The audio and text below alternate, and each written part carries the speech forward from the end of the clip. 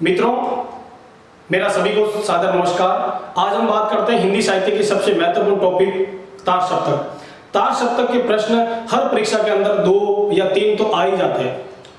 आज मेरा अनुभव बता देता हूं कि 4-4 बार नेट क्लियर हुई है और एग्जाम इतने दे रहा हूं, चाहे दिल्ली बोर्ड का एग्जाम हो, और भी विद्यार्थी और भी साथी देते हैं, सेकेंड ग्रेड हो, फर्स्ट ग्रेड हो,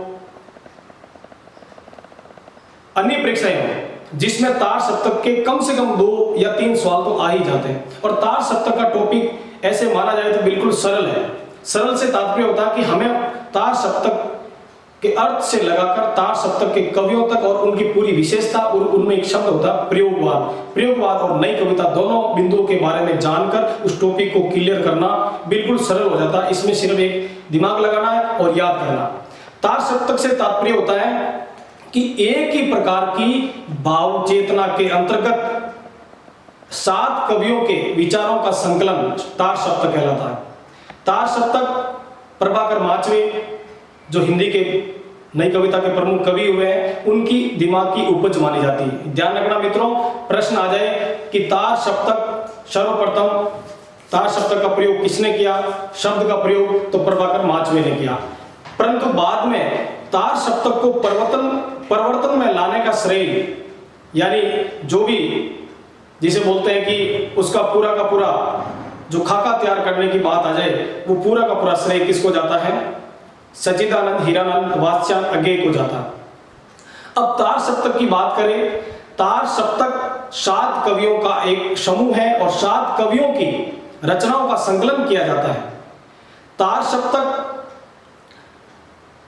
नई कविता का प्रस्थान बिंदु माना जाता है और नई कविता के प्रस्थान बिंदु में प्रयोगवाद आता है। मित्रों, मैं बात करता हूं उससे पहले 1 मिनट के लिए कि हिंदी साहित्य को 4 खंडों में बांटा गया: आदिकाल, भक्तिकाल, रीतिकाल, आधुनिक काल। अब हम बात करते हैं आधुनिक काल की। तो आधुनिक काल की शुरुआत 1850 से शुरू हो जाती है, यानी भारतेंदु युग से। अब क्रम के अनुसार मैं आपको बता दूं, भारतेंदु युग के बाद में द्विवेदी युग के बाद में छायावाद युग, और छायावाद युग के बाद में बीच में प्रेमचंद युग चलता है, परंतु उसके बाद में सीधा आ जाता है प्रयोगवाद। छायावाद 1936 में पूर्ण होता है और 1936 के बाद में जो चलता है प्रगतिवाद, और प्रगति के बाद में आता है प्रयोगवाद। प्रगतिवाद में प्रयोगवाद, और प्रयोगवाद की शुरुआत होती है 1943 ईस्वी के अंतर्गत। और 1943 ईस्वी के अंतर्गत जब प्रयोगवाद आता है तो प्रयोग शब्द से तात्पर्य होता है कि सत्य और साधन दोनों को जानना, नए नए कविताओं के अंतर्गत नए नए प्रयोग करना, नए नए शब्दों का प्रयोग करना, नई नई चीजों को संकलित करके उसमें पिरोना। तो तार सप्तक प्रयोगवाद की शुरुआत है और वही तार सप्तक प्रयोगवाद का एक केंद्र बिंदु मानकर नई कविता का प्रस्थान बिंदु माना जाता है। मित्रों, आगे बात करते हैं तार सप्तक का प्रकाशन, यानी तार सप्तक एक काव्य संग्रह है और इस काव्य संग्रह का प्रकाशन सन 1943 ईस्वी में भारतीय ज्ञानपीठ संस्था ने किया था। याद रखना। अब प्रमुख तार सप्तक है 1 और बाकी जो 3 है वो सप्तक है। याद रखना, बहुत ही इंपॉर्टेंट प्रश्न है। तार सप्तक केवल और केवल 1 है और बाकी जो 3 बचे हैं वे केवल दूसरा सप्तक, तीसरा सप्तक और चौथे सप्तक के नाम से जाने जाएंगे। प्रश्न कई बार परीक्षा में आ जाता है कि निम्न में से तार सप्तक का कवि नहीं है, तो हम क्या कर लेते हैं, जल्दबाजी के अंदर चारों सप्तकों को तार सप्तक मान लेते हैं। नहीं, पहला जो सप्तक है वह केवल तार सप्तक है, बाकी जो 3 सप्तक है वह अपने अपने नाम से जाने जाएंगे। नाम क्या है? दूसरे का दूसरा सप्तक, तीसरे का तीसरा सप्तक और चौथे का चौथा सप्तक। हर एक सप्तक के अंतर्गत तार सप्तक को मिलाकर दूसरे, तीसरे, चौथे सप्तक के अंतर्गत 7 कवियों का संकलन लिया गया। समझ में आ गया? और 7 × 4 बराबर 28 कवि हो गए। 24 कवि इसमें शामिल हैं और सारे कवि अब उनके लिए एक बहुत ही अच्छी परिभाषा दी है, एक शब्द बनाया है, एक वाक्य बनाया है। अज्ञेय जी ने कहा है कि ये तार सप्तक के कवि किसी एक स्कूल के नहीं है, सारे अलग अलग क्षेत्रों से आए हैं और उनकी रचनाओं को पिरोकर तार सप्तक का प्रयोग किया। दूसरी बात, एक पंक्ति उन्होंने बहुत ही अच्छी बोली है कि ये राही नहीं राहों के अन्वेषी है। और अन्वेषी का मतलब होता है अन्वेषक यानी खोज करने वाला। अभी तक खोज हुई नहीं है, खोज करने वाले हैं।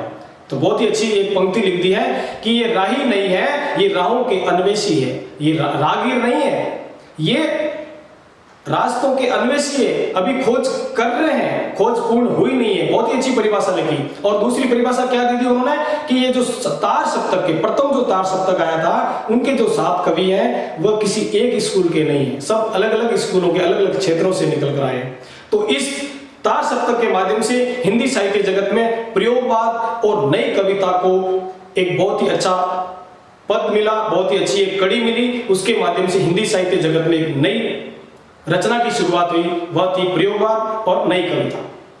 मित्रों, बात करते हैं तार सप्तक का संपादन अगेय जी ने किया था। दूसरे सप्तक और तीसरे सप्तक का संपादन भी सच्चिदानंद हीरानंद वात्स्यायन अगेय ने किया था। मित्रों, याद रखना, अगेय जी विज्ञान के विद्यार्थी थे। उन्होंने हिरोशिमा नागासाकी पर बहुत सारी कविताएं लिखी। मैं क्यों लिखता हूं भी एक पाठ लिखा था, लेख लिखा था जापान की यात्रा के समय। और एक बहुत ही महत्वपूर्ण पॉइंट है, वे विज्ञान के विद्यार्थी होने के नाते हिंदी साहित्य में भी अच्छी रुचि रखते थे और ऐसे लगता कि वे विज्ञान से उनका कोई ताल्लुक ही नहीं था, परंतु विज्ञान के विद्यार्थी थे। मैं आपको बता दूं एक मेन बिंदु कि वे जोधपुर के अंदर उनकी शिक्षा दीक्षा हुई है। राजस्थान के जोधपुर जिले में उनकी शिक्षा दीक्षा हुई है। कहा जाता कि बीएससी की पढ़ाई इन्होंने यहीं से की थी। उसके बाद साहित्य में रुचि चलती गई। अब बात करते हैं, अगेय जी ने 3 सप्तक तक संपादन किया और जो चौथा सप्तक था उसका संपादन हिंदी साहित्य के महान आलोचक और उत्तर प्रदेश की धरती में जन्मे और जवाहरलाल नेहरू विश्वविद्यालय दिल्ली के अंतर्गत अध्यापन कराने वाले नामवर सिंह जी ने चौथे सप्तक का संपादन किया। उनको प्रकाशित करने का श्रेय नामवर सिंह जी को जाता है। नामवर सिंह जी का देहांत निधन 19 फरवरी 2019 को हुआ था। याद रखना, हिंदी साहित्य के महान आलोचक के रूप में माने जाते हैं और नामवर सिंह जी हिंदी साहित्य के छायावादी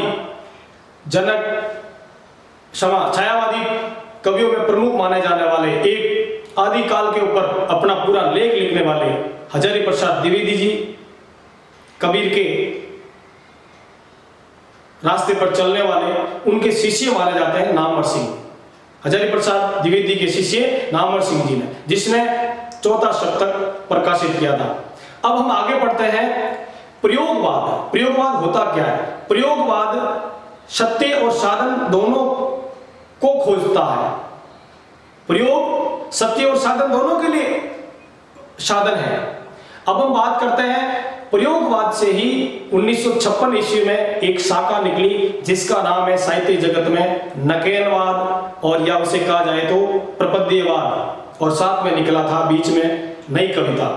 तो मैं बता दूं, नकेनवाद 1956 में नलिन विलोचन शर्मा ने स्थापित किया था, यानी उसको चलाने का कार्य किसने किया था? नलिन विलोचन शर्मा। नाम याद रखना, नकेनवाद, नकेनवाद, वाद को हटा दीजिए, नकेन को याद कर लीजिए। न यानी नलिन विलोचन शर्मा, केन यानी केसरी सिंह और न यानी नरेश मेहता। 3 कवियों ने इसमें भाग लिया था नकेनवाद, और 3 शब्द आए थे, नकेनवाद, प्रपद्यवाद और नई कविता। इन तीनों के ऊपर एक टिप्पणी की थी डॉक्टर गणपति चंद्र गुप्त ने, कि तीनों को क्या बताया? मुन्नी, युवती और बहु शब्दों का प्रयोग किया। वो भी एक महान आलोचक और साहित्यकार हुए हैं, उन्होंने भी अपने शब्दों के बारे में साहित्य में लिखा है। अब हम बात करते हैं मित्रों तार सप्तक के बारे में। ये प्रश्न थे, इसमें से बहुत सारे प्रश्न बन के आते हैं और इन्हीं विशेषता के अंदर से ये बातें आती हैं, वही परीक्षा में आती है। और यदि ये पॉइंट हमें याद हो गए, हमने दिमाग में सेट कर लिए, तो इनमें से आने वाला एक भी प्रश्न कभी गलत नहीं होगा। और याद रखना, इनमें से हर बार परीक्षा में कहीं न कहीं 2-3 प्रश्न आ ही जाते हैं। अब हम बात करते हैं तार सप्तक प्रथम के बारे में। तार सप्तक प्रथम, और एक और बात सुन लीजिए, प्रयोग शब्द का सामान्य अर्थ होता नई दिशा में अपने अन्वेषण का प्रयास करना, बहुत ही इंपॉर्टेंट है। परीक्षा में कई बार 4 विकल्प आ जाते हैं। पूछ लिया जाता है कि प्रयोगवाद का अर्थ क्या होता है। प्रयोग का अर्थ क्या होता है? क्या होता है? नई दिशा में अन्वेषण का प्रयास, यानी नई दिशा में नए नए शब्दों के माध्यम से कविता में नई नई खोज करना, नई नई शब्दावली से नए नए प्रयोग के साथ अपनी कविता का निर्माण करना। अब हम बात करते हैं, ये पंक्ति मैंने बता दी कि 7 कवियों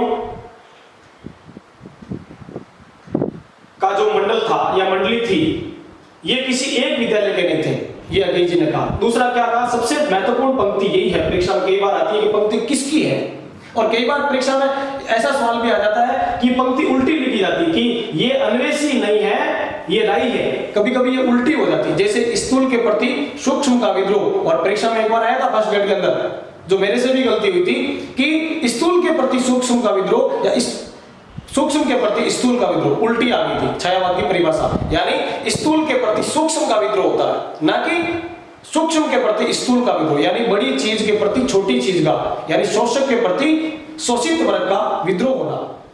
अब हम बात करते हैं तार सप्तक और दूसरे, तीसरे, चौथे सप्तक के ट्रिक के अनुसार कवियों के नाम याद करने। तो आइए हम तार सप्तक की बात करते हैं। पहले जो तार सप्तक का ट्रिक है वह है भागने, गिरा, प्रभा, अज्ञे। ट्रिक याद कर लेना मित्रों, ये ट्रिक रट्टा मारने की होती है, अपनी अपनी ट्रिक होती है, मैं मेरी ट्रिक बता रहा हूं, ठीक है। अब मैं बात करता हूं 7 कवियों के नाम बता रहा हूं उसमें। देखिए, भागने, गिरा, प्रभा, अज्ञे। अब इसमें 7 नाम ले रहे हैं। तार सप्तक के अंदर प्रमुख 7 कवि हैं। पहला जो है भा से निकला, मैं बता दूं, भारत भूषण अग्रवाल। दूसरा, ग से तात्पर्य हुआ गजानन माधव मुक्ति बोध, ये याद हो जाएगा। तीसरा जो अक्षर आ रहा है ने, ने से तात्पर्य हो गया नेमी चंद्र जैन। फिर हो गया गी से तात्पर्य हो गया गिरिजा कुमार माथुर। रा से तात्पर्य हो गया रामविलास शर्मा, जो मार्क्सवादी कवि माने जाते हैं। छठे नाम पे हो गया प्रभाकर माचवे। सातवें नाम पर हो गया जो प्रयोगवाद के जनक हैं, तार सप्तक के प्रमुख जनक, अज्ञे। अज्ञे से तात्पर्य हो गया सच्चिदानंद हीरानंद वास्यान अज्ञे। याद कर लेना, भागने, गिरा, प्रभा, अज्ञे, इसको रट लेना है और ये ट्रिक तार सप्तक की याद होगी। तो हम आगे चलते हैं दूसरे सप्तक के अंतर्गत ट्रिक के अनुसार। दूसरे सप्तक में ट्रिक होगी हस बस नर धर्म। याद रखना, हस बस दोनों याद कर लीजिए, हस बस नर धर्म। 1 2 3 4 5 6 7 देख लीजिए इधर, हस बस नर धर्म। अब मैं बात करता हूं ह से निकलने वाले, ह से क्या हो गया हरि नारायण व्यास, हरि नारायण व्यास। दूसरा स से मतलब हो गया शमशेर सिंह, शमशेर बहादुर सिंह। और इन्हें हिंदी का दोआब कवि माना जाता है। ब से हो गया भवानी प्रसाद मिश्र,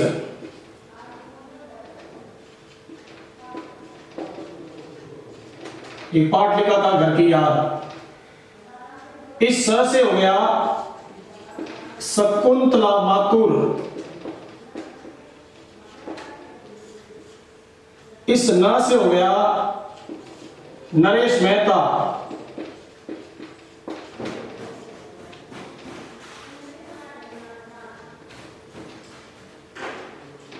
और र से हो गया रघुवीर सहाय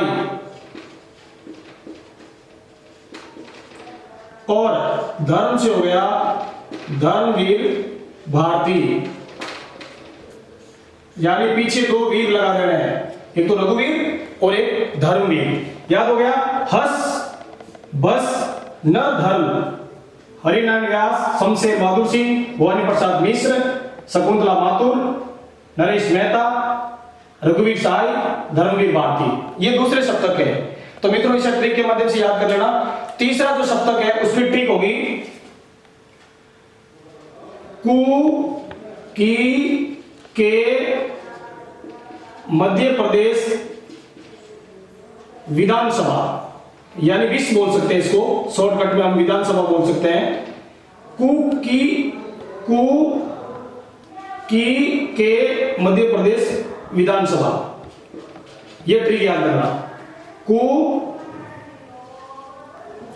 की के मध्य प्रदेश विधानसभा। अब इसके ट्रिक के अनुसार हम इनके 7 कवियों के नाम लिखेंगे मित्रों। तो पहले जो कु बना है उनका हो जाएगा कुंवर नारायण। दूसरी की से तात्पर्य होगा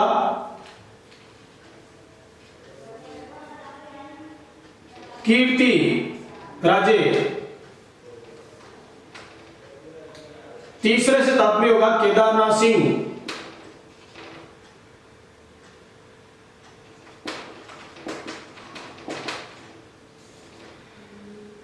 म का मतलब होगा मदन वात्स्यायन।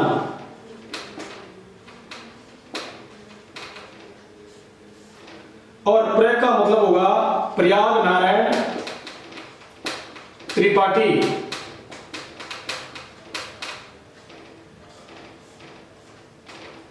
और वी का मतलब होगा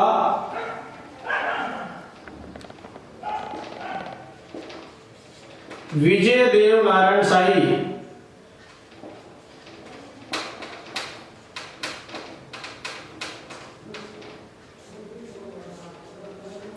और स से होगा 7वां सर्वेश्वर दयाल।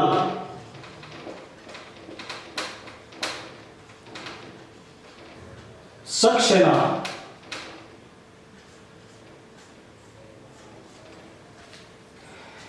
मित्रों याद करना, कु की के मध्य प्रदेश विधानसभा, कुंवर नारायण, कीर्ति, केदारनाथ सिंह, मदन वात्स्यायन, प्रयाग नारायण त्रिपाठी, विजय देव नारायण शाही, सरस्वती दयाल, सक्सेना। चौथे सप्तक की बात कर रहे हैं मित्रों। चौथे सप्तक में 7 कवि। ट्रिक के अनुसार स्व श्री अरा नरासु, स्व से तात्पर्य हो गया स्वदेश भारती। याद रखना मित्रों, स्व से मतलब क्या हो गया स्वदेश भारती। दूसरा क्या है श्री, श्री से क्या हो जाएगा श्री राम, श्री राम वर्मा।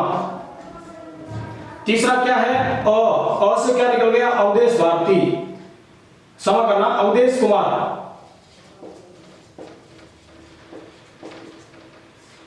और राज से मतलब हो गया चौथा राजकुमार कुंभज।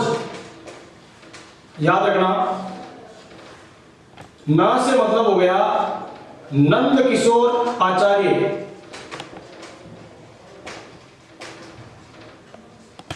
और मित्रों राज से मतलब हो गया राजेंद्र किशोर।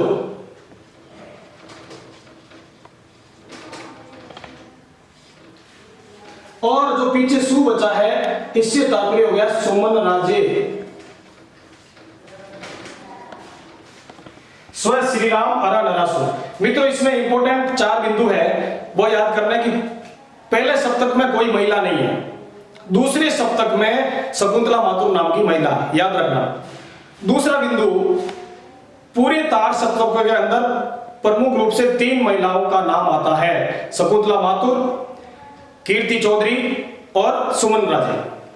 अब याद रखना मित्रों तीसरा बिंदु, चौथे सप्तक के एक ऐसे कवि जो राजस्थान के बीकानेर जिले से बिलोंग करते हैं, वे है न से तात्पर्य हुआ नंद किशोर आचार्य। याद रखना नंदकिशोर आचार्य कहां से है? राजस्थान के। कई बार परीक्षा में प्रश्न आ जाता है कि राजस्थान के तार सप्तकों में से राजस्थान के कवि कौन है, तो चौथे सप्तक के प्रमुख कवि नंदकिशोर आचार्य जो बीकानेर से आते हैं। अब एक चौथा पॉइंट बच गया कि इन तार सप्तकों में से पति पत्नी कौन है। तो याद रखना मित्रों, पहले तार सप्तक के गिरिजा कुमार माथुर और दूसरे सप्तक के शकुंतला माथुर पति पत्नी है। ये हो गया, ट्रिक के माध्यम से याद कर लेना। पहली ट्रिक बन जाएगी भागने, गिरा, प्रभा, अज्ञे। दूसरी ट्रिक हस, बस, नर, धर्म। तीसरी ट्रिक कु, की, के, मध्य प्रदेश विधानसभा। चौथी ट्रिक स्व, श्री, अरा, नरासु। अब इस ट्रिक के अंदर याद रखना रा 2 आ रहे हैं, अरा, नरा। राजकुमार कुंभज याद कर लेना और एक कर लेना राजेंद्र किशोर, और सु से तात्पर्य हुआ सुमन राजे।